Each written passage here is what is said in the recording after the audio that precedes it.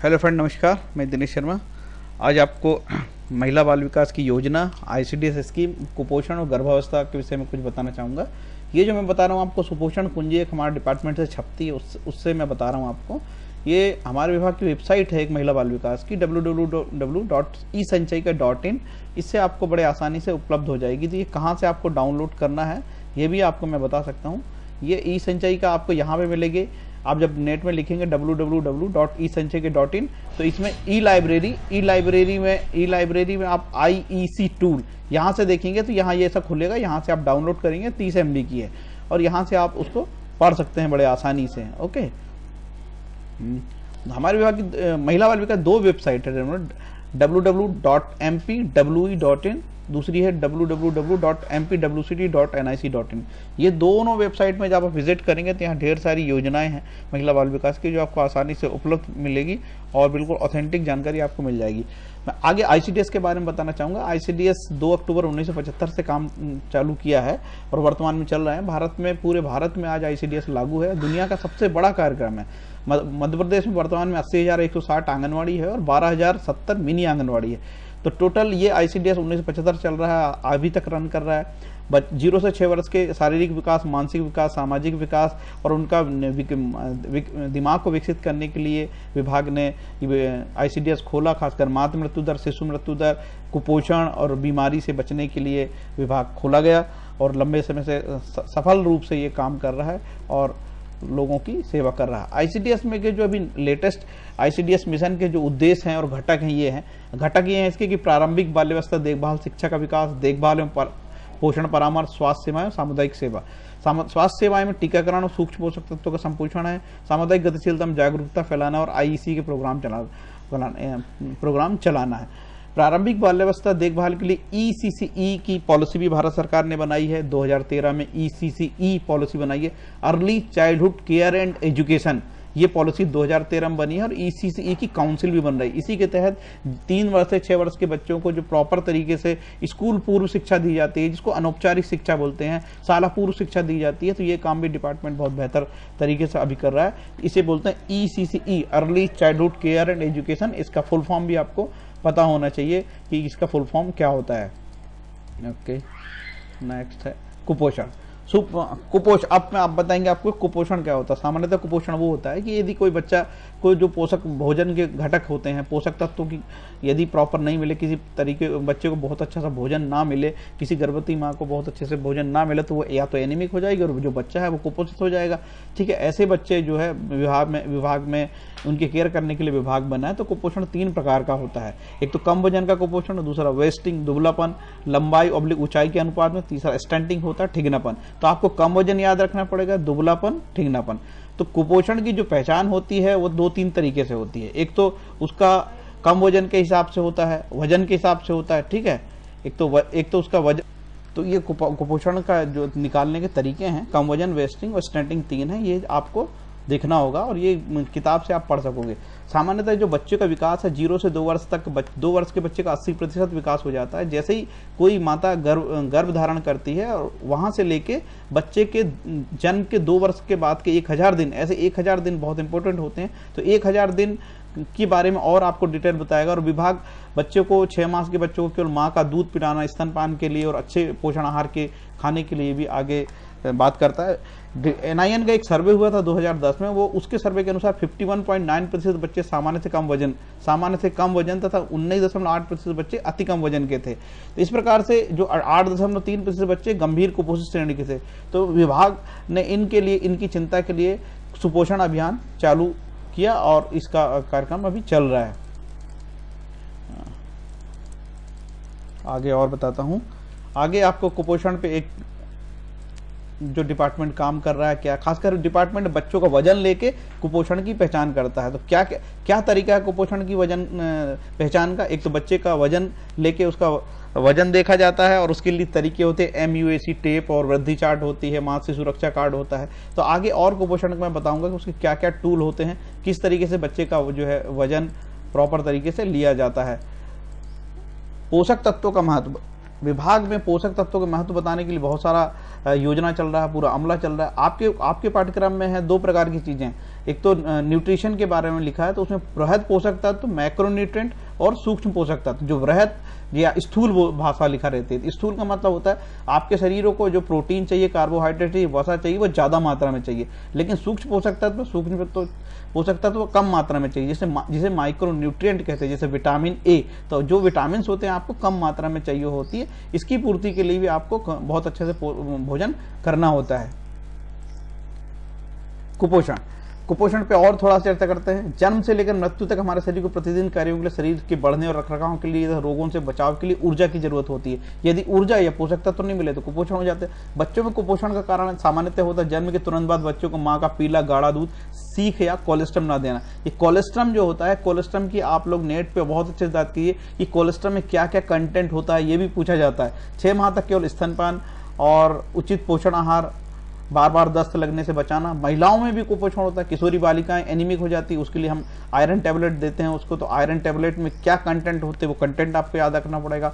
20 वर्ष की आयु से पहले गर्भधारण नहीं होना चाहिए, प्रसव के बाद देखरेख इत्यादि चीज की यहाँ पे दिया है। कुपोषण के जो तरीके हैं मैं पहले भी बता दिया हूँ। कम वजन के अनुसार कम वजन उम्र के अनुसार, और वेस्टिंग दुबलापन, स्टंटिंग दुबलापन, मतलब लंबाई और हाइट, ये 2 इंपॉर्टेंट चीज है। यदि उसकी प्रॉपर तरीके से लंबाई बढ़नी चाहिए और उसका जो वजन भी बढ़ना चाहिए। ऐसा होता है कभी कभी कि उसकी लंबाई तो बढ़ती है लेकिन वजन नहीं बढ़ता, कभी कभी ऐसा होता है कि उसकी वजन बढ़ता तो लंबाई नहीं बढ़ती। तो दोनों यदि प्रॉपर तरीके से बढ़ेंगे तब बच्चा जो है स्वस्थ कहलाएगा। तो उसके अलग अलग तरीके हैं कि कुपोषण की पहचान के लक्षण भी, बच्चों का वजन नहीं बढ़ना, बच्चों का बार बार बीमार पड़ना, बच्चा सुस्त और चिड़चिड़ा हो जाना, इस तरीके से ये कुपोषण के लक्षण दिए हैं। यदि किसी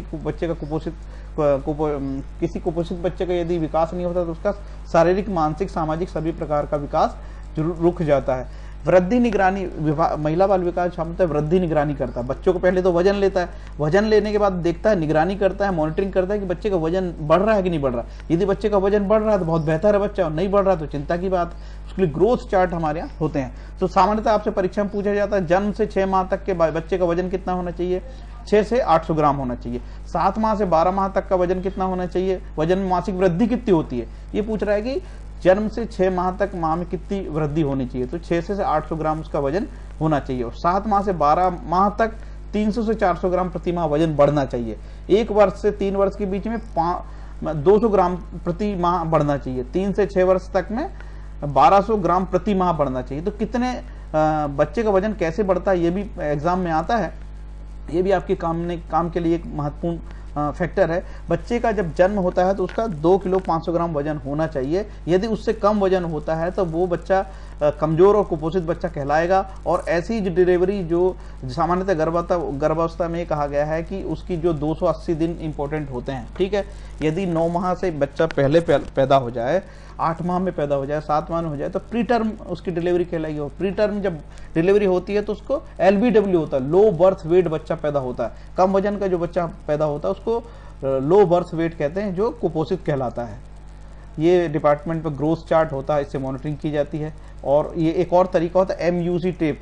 ये MUC टेप के विषय में अभी आगे आपको और मैं बताऊंगा कि MUC टेप से कैसे बाकी नाप करती है। और बच्चे के पैरों में जो सूजन है ये भी एक तरीका होता है। यदि कुपोषित बच्चे के आहार में प्रोटीन की कमी होने से शरीर में प्रोटीन पर्याप्त स्तर पर नहीं होता, प्रोटीन की कमी कारण शारीरिक बदलाव होता है, उसके टिश्यूज में तरल पदार्थ में इकट्ठा हो जाते हैं, एडिमा, जिसे एडिमा कहा जाता है। तो ये वाला 61 वाला पेज है, आपको बहुत अच्छे से पढ़ना होगा, क्योंकि सारी चीज़ें मैं यहाँ नहीं बता सकता आपको, तो आपको इसका ध्यान रखना पड़ेगा।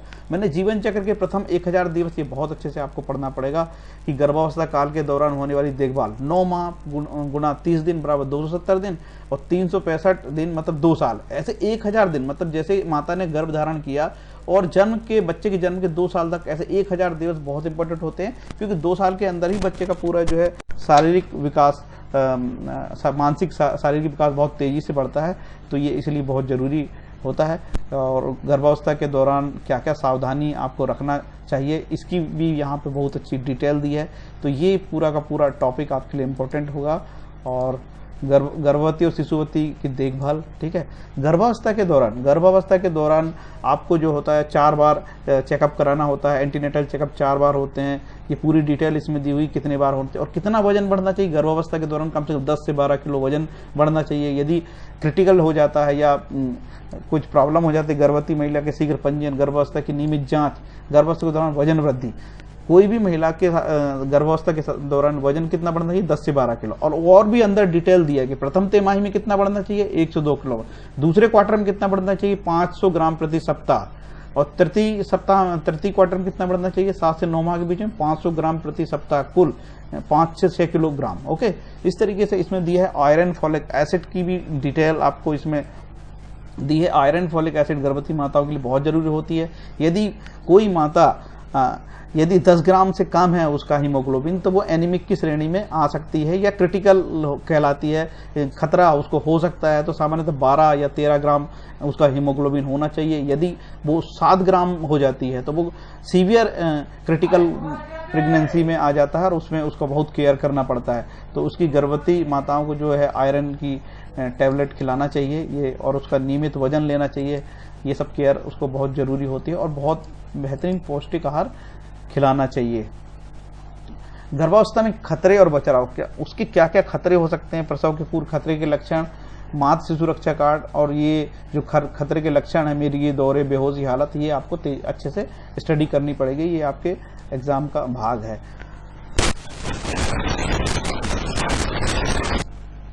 नवजात शिशु की देखभाल, ये आपका बहुत एक इम्पॉर्टेंट टॉपिक है। न्यूबॉर्न केयर, नवजात शिशु की देखभाल कैसे करना, बच्चों को गर्म कपड़े पहनाना, शिशु को बीमारी से दूर रखना, जन्म के समय बच्चों को वजन लेना, यदि बच्चे का वजन 2 किलो 2.5 किलोग्राम से कम है तो उसकी विशेष देखभाल करना, शिशु को गर्म कपड़े में रखना, गर्म रखना, ये बहुत सारी बारीकी हैं जो आपको इसमें से पढ़ना होगा। ये आपके क्वेश्चन इस तरीके से बनते हैं।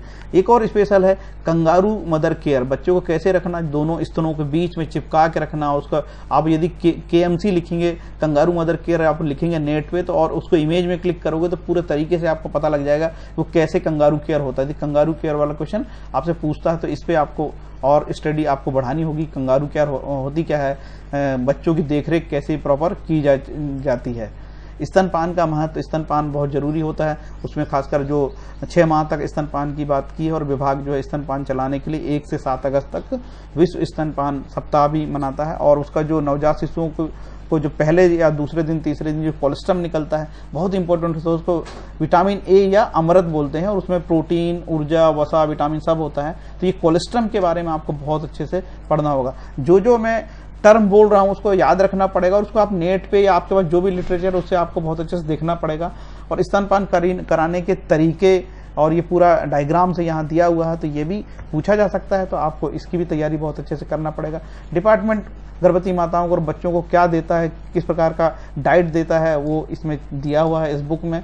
तो ये निश्चित रूप से ये जो बुक है आपके लिए बहुत ही अच्छी है और उपयोगी है। और टीकाकरण की जो नई तालिका दी हुई है इसमें, टीकाकरण क्या होता है और टीकाकरण की पूरी नई, खासकर पेंटावेलेंट टीका का पूरा दिया हुआ है इसमें, तो ये नई तालिका भी आपको याद रखनी पड़ेगी। विटामिन ए के बारे में आपको बहुत ज्यादा पढ़ना पड़ेगा। विटामिन ए मतलब माइक्रो न्यूट्रिएंट, इसकी पूरी डिटेल लेना पड़ेगा। विटामिन ए कहाँ से कैसे प्राप्त होते हैं, विटामिन ए की कमी से क्या क्या होता है। विटामिन ए जो होता है 9 माह में बच्चों को विटामिन ए की पहली खुराक दी जाती है। टोटल उसके 5 वर्ष तक बच्चों को 9 खुराक दी जाती है। यदि पहली बार जब हम उसको खुराक देते हैं तो 1 लाख यूनिट बोलते हैं जब पहले 9वें महीने में, और जब दूसरी खुराक दी जाती है तो 2 लाख यूनिट उसको दी जाती है। तो विटामिन ए की बीमारियां, रक्षा, उसके बचाव के तरीके, ये आपको बहुत पढ़ना पड़ेगा। बीमारियों में आपका खासकर खसरा, दस्त और निमोनिया बीमारी के बारे में जितनी डिटेल आपको मिल सकती है, निमोनिया के बारे में आप बहुत अच्छे से पढ़ें, क्योंकि ये आपको बहुत ही, निमोनिया जो है इससे बच्चों 0 से 5 वर्ष के बच्चे निमोनिया से ज्यादा डेथ होती है और डायरिया से ज्यादा होती है। तो दस्त रोग प्रबंधन, पिछली बार ORS के बारे में पूछा कि ORS कितने घंटे भर में मतलब उसका और ORS को बनाने के तरीके पूछा था, तो ORS के बारे में आपको बहुत अच्छे से तैयारी करनी होगी कि ORS कैसे बनाया जाता है, कितने लीटर पानी में बनाया जाता है। ठीक है, जिंक के बारे में जो ORS के समय जिंक का टैबलेट देते हैं, तो जिंक दस्त रोग और जिंक की गोली का क्या महत्व है वो भी इसमें दिया है कि दस्त रोग के त्वरित प्रबंधन हेतु ORS के साथ 14 दिन तक जिंक की गोली देना आवश्यक है। तो दस्त में जिंक बहुत इंपॉर्टेंट होता है, तो जिंक की गोली 2 से 6 माह के बच्चों को 10 मिलीग्राम की जिंक की गोली दी जाती है, और 6 माह से बड़े बच्चों को गोली 20 ml की दी जाती है। तो ये जिंक वाला भी बात आपको याद रखना होगा जो आपके लिए एग्जाम का भाग है। तो इस तरीके से मैंने आपको बताया विकास का माइलस्टोन। ये पीछे जो दिया है 0 से 6 वर्ष के बच्चे का शारीरिक विकास, मानसिक विकास, जैसे ECCE की गतिविधियां, अर्ली चाइल्डहुड केयर, तो ये भी इसका एक भाग है जो इससे कवर होता है, तो ये भी आपके लिए बहुत है। इसके बाद किशोर अवस्था में कुपोषण की रोकथाम, जो 11 से 18 वर्ष की बालिकाएं हैं उसको किशोर अवस्था की बालिकाएं कहती है, वो भी इस डिपार्टमेंट का काम का हिस्सा है। तो किशोरियों को यदि अच्छा पोषण नहीं मिलेगा तो भविष्य की माँ है तो वो एनीमिक हो जाती है, तो उनके लिए भी लिखा है। और उनकी बॉडी मास इंडेक्स आपको याद रखना पड़ेगा, उनका बॉडी मास इंडेक्स कैसे निकाला जाता है। तो बॉडी मास इंडेक्स का भी फार्मूला है, बॉडी मास इंडेक्स कैसे निकालते हैं आप लोग नेट पे, आपके पास कोई किताब होगी देख लेना, किशोरियों को एनीमिया से लड़ने का कारण है। तो इसमें मैंने आपको बताया था आयरन बड़ा इंपॉर्टेंट है। एक कार्यक्रम होता है WIFS, ठीक है, एक IFA में आयरन 100 मिलीग्राम होता है, फॉलिक एसिड होता है, और 500 माइक्रोग्राम एसिड फॉलिक एसिड होता है। मतलब आयरन कितना कंटेंट आयरन होता है और कितनी कंटेंट फॉलिक एसिड होती है, ये मैं आपको बताना चाह रहा हूं कि एक IFA में 100 mg आयरन होता है और फॉलिक एसिड 500 मिलीग्राम होता है, ये आपको याद रखना पड़ेगा। और वर्ष में 2 बार कृमि संक्रमण के लिए किशोरी बालिकाओं को एल्बेंडाजोल की गोली देते हैं जो 400 mg की होती है, 6 माह के अंतराल में दिया जाता है। ये भी आपके को याद रखने चाहिए। एनीमिया के लक्षण क्या होते हैं, सिम्टम्स क्या होते हैं, वो बहुत ही अच्छे से दिया है। किशोरी प्रजनन स्वास्थ्य, आपको प्रजनन अंगों के बारे में पूछा है, तो यहाँ एक डायग्राम से दिया है कि प्रजनन अंग कैसे होते हैं, और पाचन तंत्र वो भी है, तो यहाँ प्रजनन अंग का भी आपको पूरा मिल जाएगा। और RTI STI 2 चीज के लिए आपको बहुत बच्चे पढ़ देगा, प्रजनन तंत्र का संक्रमण और यौन संचालित संक्रमण। RTI STI दोनों की स्टडी आपको बढ़ानी पड़ेगी, इससे क्वेश्चन पूछे जा सकते हैं। किशोरी प्रजनन स्वास्थ्य ये की डिटेल भी यहाँ पे, एडोलसेंट फ्रेंडली हेल्थ क्लिनिक, इसकी भी डिटेल आपको दी हुई है, यहाँ से बड़े आसानी से मिल सकता है। और HIV के बारे में ये बता दूं, जो बच्चा यदि HIV है पैदा हुआ किसी माता जी से, तो भी उसको 6 माह तक स्तनपान कराना बहुत जरूरी, हालांकि मना किया है लेकिन कोई विकल्प ना होने के कारण उसको यही एक विकल्प उसके पास होता है। फ्रेंड्स, ये जो वीडियो आपको कैसा लगा, यदि अच्छा लगा होगा तो ये आप मेरे चैनल को सब्सक्राइब करें, और कोशिश करता हूँ कि मैं दूसरा और वीडियो बना दूँ आपको। और मेरा जो एड्रेस है, जीमेल एड्रेस है ranjitadineshsharma@gmail.com। यदि आपको डाउनलोड नहीं हो रही है, डाउनलोड करने में प्रॉब्लम हो रही है किताब, तो मैं आपको मेरे एड्रेस पे आप एक मैसेज भेज दीजिए, तो मैं आपको जो है आपको मेल भी कर सकता हूँ, जिससे कि आपको पढ़ने में मदद हो जाए। Thank you. हरे कृष्णा।